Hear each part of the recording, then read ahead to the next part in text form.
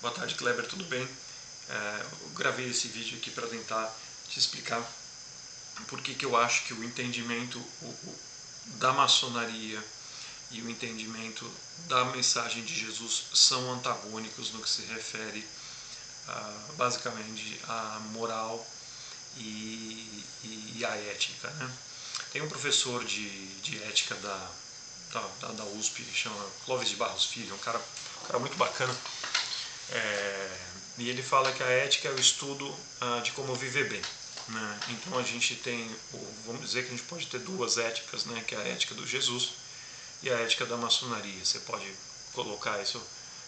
Ética, na verdade, é o nome da ciência, né? Então eu estaria falando como se você estivesse falando da biologia de um e da biologia de outro. É só como a gente aborda aquele assunto. Então a ética do Jesus ela é baseada na revelação, né? Na verdade, a ética do Jesus é só uma parte de tudo que ele veio fazer pela gente, né?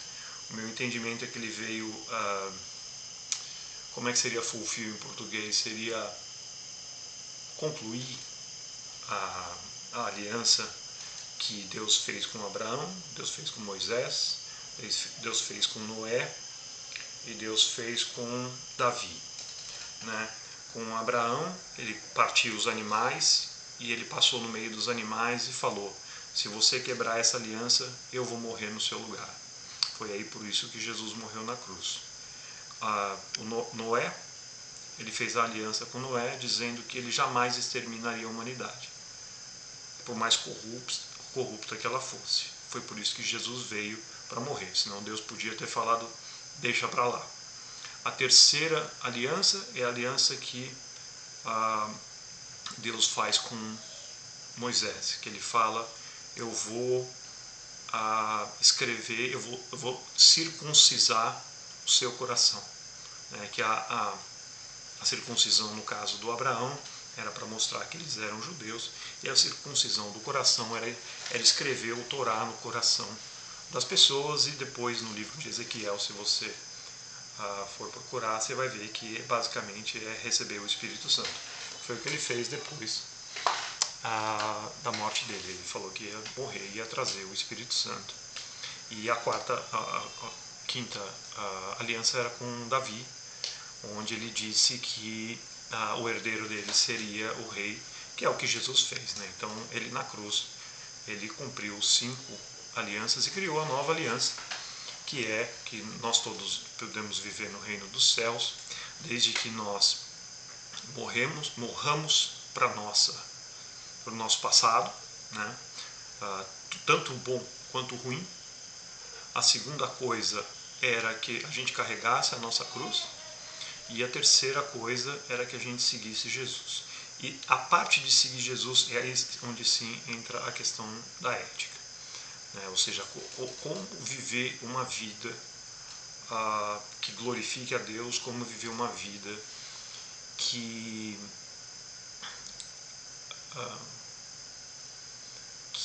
seja aprazível tanto para Deus quanto para a gente. Na verdade, se for aprazível para Deus, para a gente também é aprazível.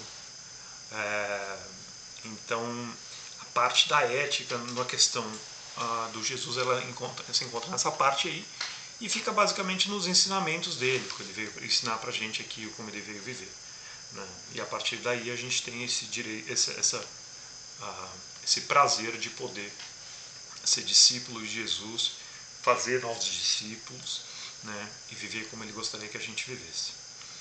E então a ética do Jesus, ela é uma ética de doação, né? Uma ética de acrescentar, né? Na verdade, é mais de doar do que de receber, né? Então, você conhece muito bem o conceito de Shalom, né? Shalom é o restabelecimento da harmonia do seu corpo, né? Com seu restabelecimento da harmonia do seu corpo, da sua alma e do seu espírito. Isso é Shalom. Quando você deseja Shalom para uma outra pessoa, você está desejando que ela se restabeleça fisicamente, espiritualmente e mentalmente. Não tem nada melhor para desejar com uma pessoa que Shalom. E tem um outro conceito, que é o conceito de tzedakah, que é um conceito de caridade, né? Que na Bíblia eles traduzem como righteousness, mas eu acho que não podia ser uma tradução mais triste, né? E o conceito de tzedakah é o conceito de você preencher o shalom da outra pessoa, né? Então, se a outra pessoa está precisando de comida ou de casa, se dá comida ou casa. Se a outra pessoa está precisando de orientação espiritual, se dá orientação espiritual. Se a outra pessoa está precisando de alivio a mentalidade dele, o mental está muito estressado, né? Você traz o conforto e basicamente esses são os dois conceitos muito fortes dentro do judaísmo. Jesus falava bastante desse, né? Quando ele fala de Blessed are the peacemakers. Na verdade, o conceito de peacemaker vem do Salmo, se não me engano, Salmos 33, onde ele fala de pursue peace, né? Não é peacemakers, é aquele que pursue o shalom, né? Na verdade, ele pursue o shalom, não é a paz, evitar a guerra entre a Ucrânia e a Rússia, mas é você buscar se preencher com Deus. Então, se você está buscando se preencher com Deus, você vai ser, ele diz que você vai ser perfeito, que na verdade perfeito é completo, e você vai ser completo como Deus. Então, né, Jesus fala bastante sobre tanto shalom quanto tzedakah. E isso é de você se diminuir, né? É a questão do eu vou morrer para o meu conhecimento, né? Eu vou, não um conhecimento do dia a dia, do trabalho, né? Aprender a arar a terra, aprender a ser engenheiro como você e eu, mas sobre o meu entendimento do que é bom para mim, esse tem que morrer, né? Diz que no livro de Provérbios diz não se baseie no seu próprio entendimento, né? Do not rely on your understandings, né? Você acredita em Deus. A mesma coisa diz no livro de James, né? Que em português acho que é Tiago, onde ele fala que tudo que você precisar, você pede a Deus. Então, toda a sabedoria que você precisa, você pede a Deus. Então, eu faço isso particularmente nas minhas reuniões. Antes de fazer uma reunião, eu rezo, peço para o Espírito Santo, rezei e pedi para o Espírito Santo para falar com você agora. Eu não preciso estudar ou me esforçar para ser uma pessoa sábia, não preciso me esforçar para ser uma pessoa para ter fé, não preciso me esforçar para ter ágape. Na verdade, quanto mais eu me esvazio e quanto mais eu permito que Deus traga o Espírito Santo para encher o meu corpo, mais shalom eu vou ter e mais shalom eu vou ter para dar, né? Esse é o entendimento de Jesus, né? Quando ele fala reze pelos seus inimigos, ele está falando, cara, o seu inimigo está muito, né, tá difícil pensar em inglês, cara. Pensar em português, a maioria dos livros que eu li sobre isso era tudo em inglês, então deixa a gente atrapalhar. Mas a pessoa tá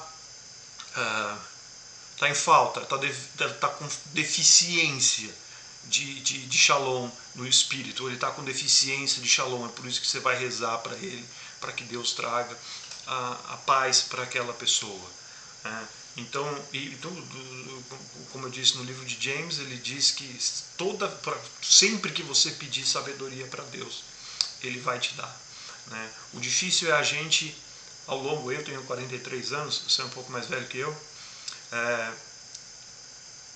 o difícil é a gente tentar não basear as nossas decisões no que a gente acha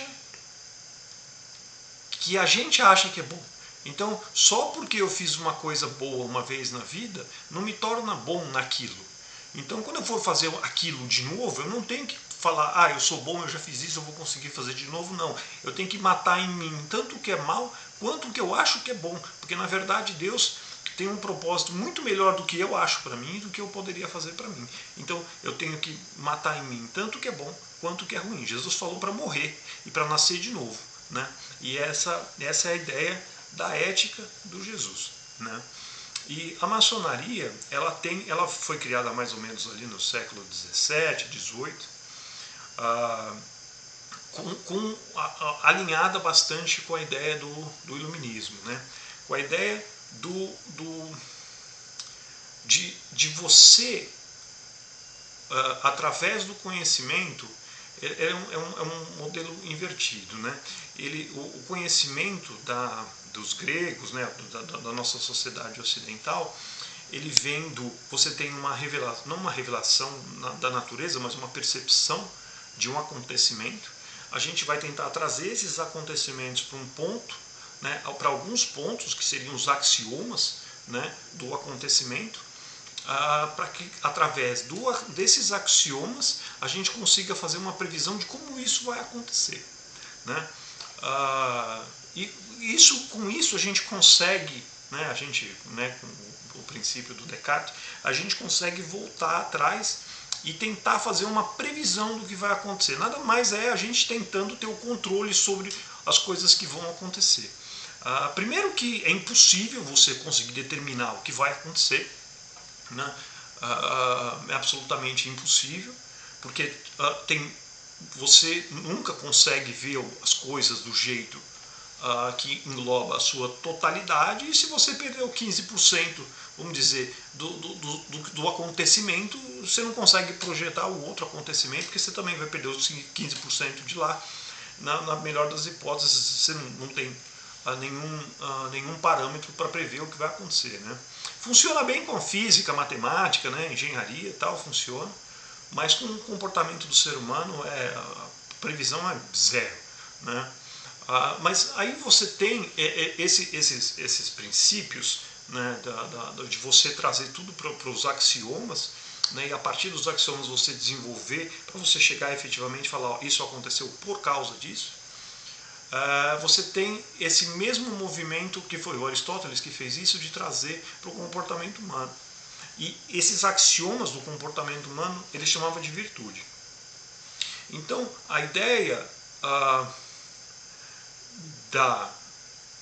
do Aristóteles, né, que depois o São Tomás de Aquino ele tentou fazer uma adaptação do modelo aristotélico para o cristianismo, ficou um negócio meio esquisito, depois eu te explico mais ou menos porquê, mas ele disse, o que ele disse foi o seguinte, que uma pessoa no processo de santificação dele, ele vai mostrar determinadas características, né, que ele chamou lá das virtudes, né, e essas virtudes são características de uma pessoa que está no processo de santificação. A pessoa já foi justificada, né, quando Jesus morreu, aceitou Jesus e para no processo de santificação para depois entrar no processo de glorificação, que é o processo onde a gente vai viver com Deus para o resto da vida. Tem gente que acredita que isso acontece antes da morte, tem gente que acredita que isso acontece depois da morte, mas ele estava descrevendo as virtudes do processo de santificação. Só que com essa lógica helenística, você substituiu uma foto de uma pessoa que está no processo de santificação pelas raízes da santificação. Então, o que foi feito, né, aí? Então, você não é mais um cristão que foi justificado, que está buscando Deus e que está começando a demonstrar certas características que o São Tomás de Aquino resolveu dar um nome, né? O que aconteceu durante esse processo, né, depois da morte de São Tomás de Aquino, é que você tem que buscar essas virtudes, porque se você buscar essas virtudes, logo você vai ter uma vida boa. Então, quando você construir o seu pilar, né, a sua fundação, né, com base nas 4 virtudes cardeais e as 3 virtudes teologais, quando você construir a sua base, aí sim você está pronto para ser um bom cristão, e no caso da maçonaria você está pronto para ser um bom homem. E isso para mim é onde entra em contradição, né? Porque a gente não busca, né, eu não tenho como ser um homem melhor. eu não tenho, né? Você, eu, todo mundo, né? Você pode tentar, né? Mas todo o seu exercício de estudar paciência, né? Uma das virtudes, né? Paciência. Vou estudar paciência por 30 anos, ela acaba no momento que o cara te fecha na rodovia, né? E aponta uma arma para você, sua paciência vai para o vinagre, né? A sabedoria, e tem outra coisa também, por mais que eu possa me dedicar a estudar a sabedoria por anos, né?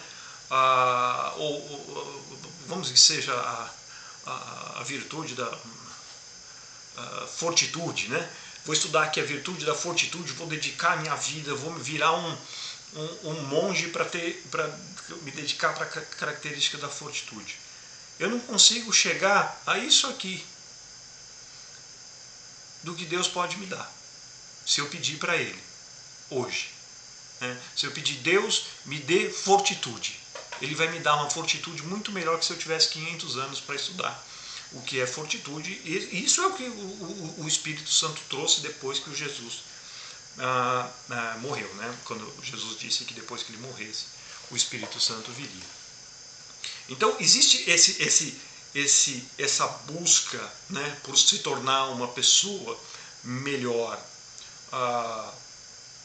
tentando emular, né, tanto é que o ritual vem de emulação exatamente por causa disso. Você está emulando as pessoas que você acha que tem mais tal virtude, ou mais tal virtude, ou mais tal virtude. E na verdade, não. Assim, a gente não tem... só tem uma pessoa que a gente poderia emular, mas é uma pessoa completamente diferente da gente, né, que seria Jesus, porque Jesus ele veio aqui, né, como eu te disse, para encerrar 5 alianças e instaurar uma nova. Ou seja, ele tinha uma tarefa completamente diferente da sua e da minha, né? É que nem você tentar ser um engenheiro e emular um médico, né? Óbvio que você olhar, né, o que eu estava falando da fotografia do São Tomás de Aquino, você olhar um bom médico, um bom engenheiro, talvez eles tenham características semelhantes, mas o caminho deles, cada um é diferente. Você tem um caminho que Deus colocou na sua vida, eu tenho um caminho que Deus colocou na minha vida, e Jesus tem um caminho que Ele colocou na vida dele, né? Então, Ele que colocou, né, ele se sacrificou no momento que ele convidou o Abraão para a aliança. Ele sabia que os herdeiros do Abraão iriam pecar e que ele precisaria morrer para encerrar aquela aliança e fazer uma nova aliança. Então,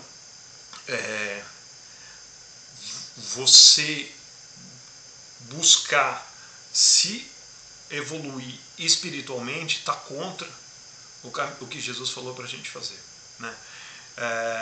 Ele não disse para a gente buscar se evoluir. Ele disse para a gente abrir o nosso coração e que Deus ia encher o nosso coração com o Espírito Santo. São coisas completamente diferentes. E aí tem um detalhe que é muito importante. Isso foi uma coisa que me abriu muito os olhos. Foi sobre a parábola do banquete, né? Tem 2 partes a parábola do banquete. A primeira, onde ele faz o banquete para convidar, né, que Jesus estava falando dos fariseus, estava falando dos israelenses mesmo, dos hebreus da época, da alta sociedade lá, tal. Convidou todo mundo, ninguém foi. Ele falou, tá bom, então me tragam, né, quem estiver na rua. E aí ele trouxe quem estava na rua, e aí tinha um cara, ou seja, ele não era os que negaram Jesus, ele tinha aceitado Jesus, né? Segundo, no paralelo do próprio Jesus, ele tinha aceitado o convite do Espírito Santo de seguir Deus. Só que quando ele chegou lá, ele estava vestindo as roupas dele, né? E ele não estava vestindo as roupas que Deus tinha dado para ele. E aí ele falou, você vai embora e vai junto com os outros, você vai junto com aqueles que foram convidados e negaram, né? Então é isso, quando a gente ajoelha na frente de Deus, não tem nada que a gente possa trazer de bom, sem ser a gente puro, como criança, como você era quando tinha 6, 5 anos de idade, e com seu coração puro, seu coração aberto, sem nenhuma virtude, sem nenhum crescimento, porque Ele não quer isso. Na verdade, a nossa virtude, o nosso crescimento, se você for olhar os estoicos, ela é basicamente uma resposta das coisas que aconteceram com a gente na nossa vida. Então, isso para mim é o que diferencia a ética da maçonaria da ética cristã. Estou ansioso para ouvir aí a sua resposta. Se quiser gravar um áudio, quiser gravar um vídeo, mas isso tudo eu aprendi aí também, que nem você falou, ao longo desses últimos para mim tem sido um pouco mais de um ano, né? Que eu efetivamente fui entender a mensagem do Jesus, como ele estava falando, o que ele estava falando, entender o que ele falava em hebraico, como que o hebraico, né, como é que a frase hebraica se constrói, né, como é que a narrativa hebraica se constrói, porque é diferente da nossa, né? Muitas coisas mudaram para mim. Eu vou te dar só um exemplo, né? Eu sou engenheiro, eu cuido de construção. Eu tenho, de um lado eu tenho um cofre, do outro lado eu tenho um monte de funcionário tentando acessar esse cofre, né? Então todo tipo de artimanha deles vem, fala, não, trabalhei mais, tá difícil, não consigo pagar conta, todo tipo de novela que você pode imaginar eu ouço. E existe um conflito, né? E para mim isso era muito difícil, porque tem essa ideia de, primeiro, né, bem abençoados os que são, como que é peacemaker em português? Bom, que seja, você entendeu? Quem procura a paz, né? E tinha uma outra parte, era se você tiver desavença com uma outra pessoa, você larga o que você está fazendo e vai resolver com aquela pessoa, depois você volta para falar com Deus, né? E essas duas frases, elas são completamente mal entendidas, mal interpretadas, porque essa de você ter alguma desavença com a outra pessoa é se você fez alguma coisa contra a outra pessoa. Você não pode fazer mal para o seu amigo e chegar a falar para Deus, olha, Deus, eu estou aqui tudo bem. E Jesus fala isso de novo naquela parábola lá, onde o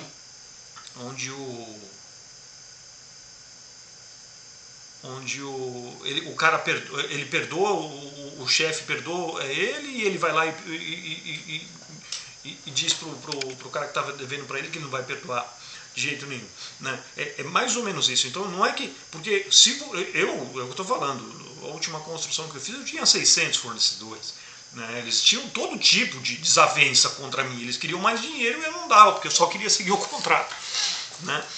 E eu me sentia numa situação, pô, eu não posso sentar para conversar com Deus, porque eu tenho uma desavença com 200 pessoas, né? Só que na verdade eu não tinha desavença com ninguém, não causei problema para ninguém, né? Só eram pessoas simplesmente tentando levar vantagem, né? E outra coisa também, mas isso no hebraico é muito claro. Assim, se você vai ler o livro do Ben Sirá, né, e o livro livro da sabedoria de Salomão, que na época do Jesus eram considerados escritura, né? Depois, em 90 depois de Cristo, os judeus tiraram o Ben Sirá e tiraram o livro da sabedoria de Salomão, decretaram que não era mais escritura, mas na época de Jesus era escritura. E ele fala disso, exatamente isso, né? Então, se você tem algum problema com outra pessoa, se você causou mal para uma outra pessoa, vai lá e se reata. Depois você vai conversar com Deus, faz todo sentido. Agora, se o cara vem te dar um tapa na sua cara, pô, você não pode, né? Se tiver uma regra, você não pode brigar, o cara vem te dar um tapa na cara, você vai fazer o quê? Pô, eu não tenho nenhuma agência sobre o fato dele estar tentando levar vantagem contra mim. Isso para mim me deu muito conflito, até eu entender em hebraico, né? E outra coisa também que é muito interessante, que também entra esse negócio da epistemologia, que é o entendimento da frase, né? Como eles entendem a frase. Você pega todas as beatitudes, né? As beatitudes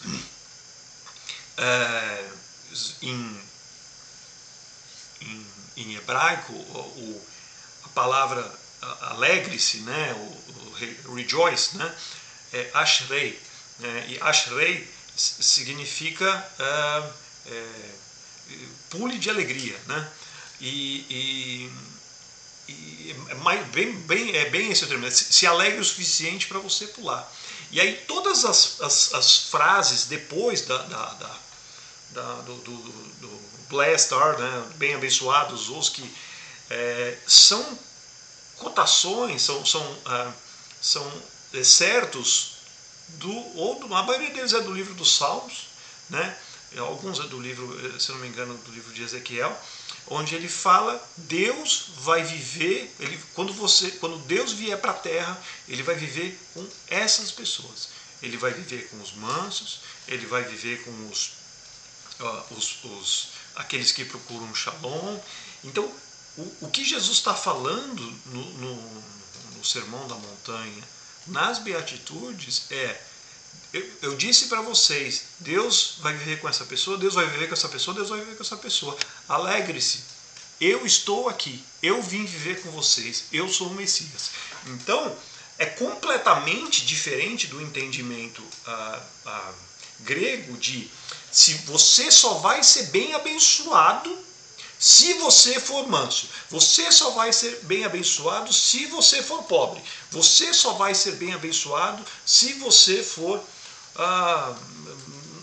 não lembro o outro de cabeça aqui em inglês. Deixa eu pursue righteousness, né? Porque procura a retidão. Na verdade, procura a doação, né? Então, isso tudo era Jesus introduzindo, ou seja, ele estava falando, quem está dando essa mensagem para vocês aqui é o Filho de Deus, né? E tem várias dessas coisas que eu me perdi ao longo dos anos. Eu também nunca entendi, porque já fui pobre, já fui rico, fiquei pobre de novo, hoje eu estou mais ou menos. E eu nunca entendi por que o pobre era melhor que o rico. Por que o pobre é melhor que o rico? Conheço gente rica que é muito bem de religião e gente pobre que é um capeta. Né? Por que o pobre... E na verdade ele estava falando do pobre de espírito, né? Que é aquele que efetivamente morreu para o self, né? morreu para si mesmo, né? E aí Deus vem e faz passa ele na fornalha, né? E aí o cara é efetivamente destruído, como se fosse uma uva para virar o vinho. Esse sim é bem abençoado. Na verdade, não está bem abençoado, porque na verdade ele só estava falando, né? É bem abençoado porque vai viver com Deus, né? Mas ele estava falando que Deus estava presente. Ele repetiu isso 7 vezes, né? No entendimento da literatura hebraica, né? Que daria o completo, né? Porque Deus criou o mundo em 7 dias, né? E então todos esses ensinamentos em hebraico, eles têm um entendimento muito diferente do ensinamento do ponto de vista helenístico. E a maçonaria, ela aborda a vida boa como uma vida onde, se você buscar ser uma pessoa virtuosa, você vai ser uma pessoa melhor. E primeiro, que você não consegue ser uma pessoa virtuosa, e segundo, que só tem um jeito da gente ser melhor, que é morrendo para o nosso self, para o nosso eu mesmo, sei lá como é que a tradução diz para o português, carregando a nossa cruz todos os dias e seguindo Jesus, mas isso só porque ele decidiu voltar aqui e encerrar todas as alianças e criar essa nova aliança com a gente. Então é por isso que eu entendo que o cristianismo e a maçonaria seguem direções bem opostas. Abraço, Kleber, estou esperando para ouvir o que você tem para falar. Abração, valeu.